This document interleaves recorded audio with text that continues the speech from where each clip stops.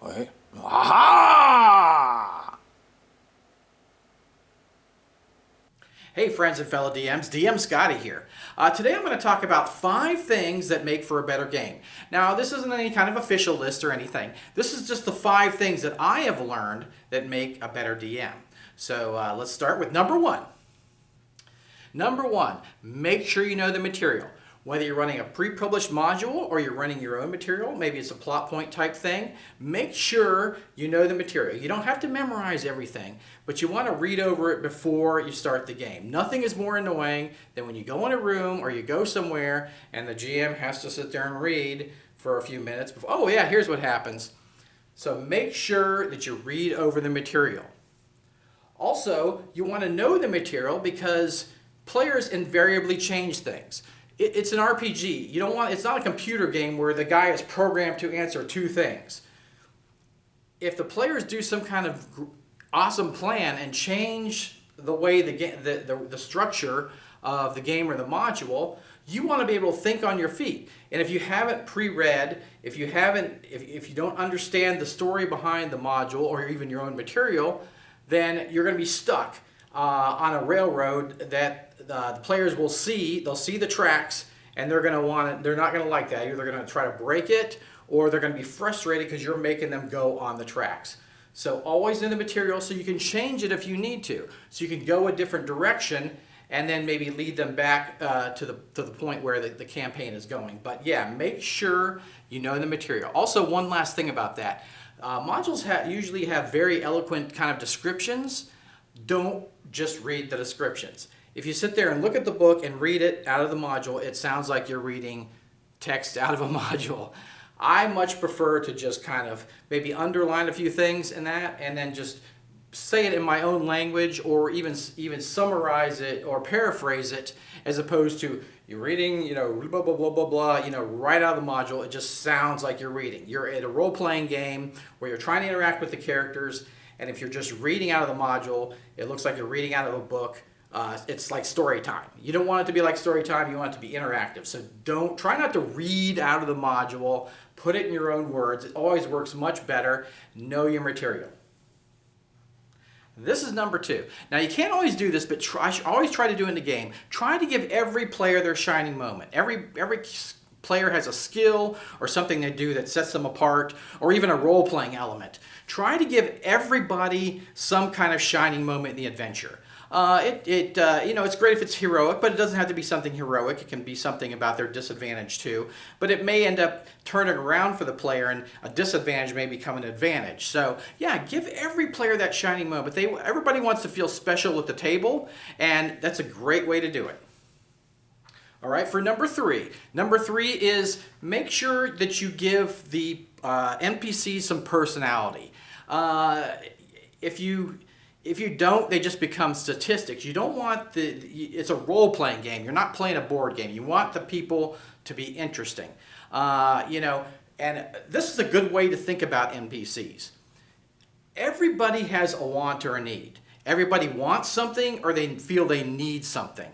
And then you can go a little bit further and give somebody a quirk or some kind of disadvantage that works against them. Maybe they have a temper, or maybe they're missing some teeth and they're embarrassed about it or something. So yeah, give every NPC a want or a need. And once you put this on your NPC, all it takes is a second to write this by the name of the NPC. Once you do this, they will take on that personality trait, and it will flavor everything they do, and you'll be a lot better role player for it. Okay, number 4. Now number 4 is everybody has weaknesses. Every GM has weaknesses. Some GMs are great at coming up with stuff on the fly. Some GMs are not so good at that, and they need more notes. So know your weaknesses as a GM. If you're bad at coming up with names, have a list of names in your GM binder that you can look at and find a name. If you're bad at coming up with, temper names, have a list of that. If you're bad at coming up with treasures, have a list that you can look up on that. There are tons and tons of resources online of lists. So if you have a hard time coming up with something in-game like a name, which is one of my weaknesses. I always have a list of names right there in my GM binder so I can just go, oh yeah, that's Grigmore or whatever the heck it is. So yeah, so make sure to know your weaknesses as a GM. If you have a hard time improvising, you may have to write a little more notes to remind yourself of how you want the adventure to go. If you're great at improvising, you may just need a few plot points and you're good to go. But say you're kind of like me where you can't think of a name off the top of your head to save your life, then having the list is great. So yeah, know your weaknesses as a GM and support those in-game. Be ready to go with those to help yourself. All right, this is number 5.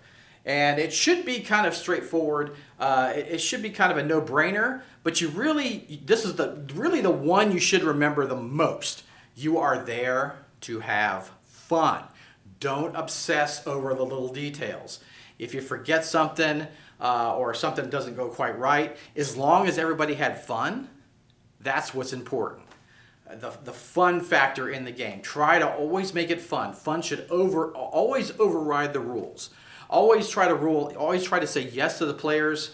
You may have to say yes, but always try to say yes, and always try to make the situations fun. And fun doesn't necessarily mean they always get their way, because obstacles can be really, to get over obstacles can be really heroic, and setbacks make the victory that much sweeter when the players get it. But always strive to have fun at your table. Don't be a dictator. Don't be a sourpuss, because the players are keying off of you.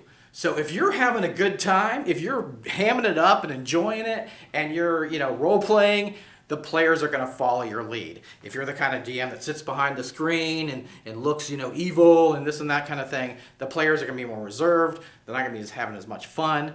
It's not a life or death situation. So you're all there to have fun. So have fun. And there we go. There are my 5 basic rules for DMing.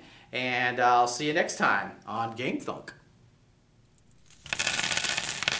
Hey, I hope you find these tips helpful. If you did, give your old DM Scotty a thumbs up, and that'd be a like.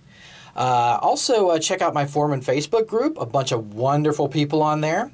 And if you do like these vids, consider tipping. There is a little tip thing on the video. You can click on that and tip directly to your DM Scotty.